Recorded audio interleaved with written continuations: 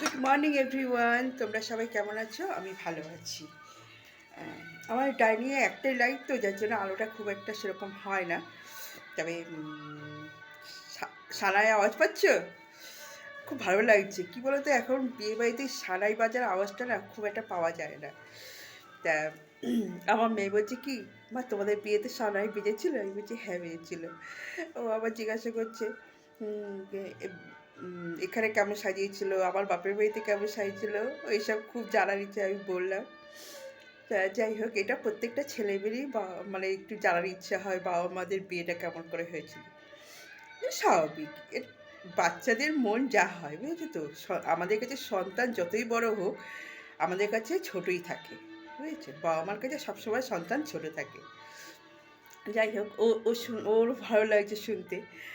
আম, আজকে শুক্রবার। তা এখন তো আমি তো বলেইছি একটু কাজে ব্যস্ত থাকবো আমি। তা, এখন কাজ তাড়াতাড়ি করে কাজটা সেরে নিচ্ছি, টিফিন করছি। টিফিন করতে করতে তবে তোমাদের টিফিনে আজকে আমি কি টিফিনটা বানাচ্ছি, এটা একটু অন্যরকম বানাচ্ছি।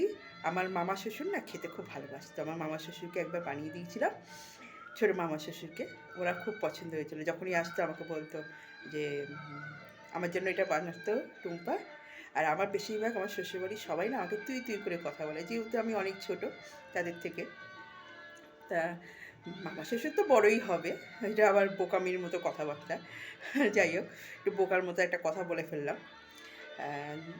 তুইটা হচ্ছে পুরো নিজের একদম কাছের মনে হয়।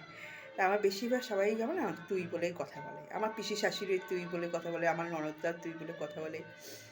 তা এটা খুব মন থেকে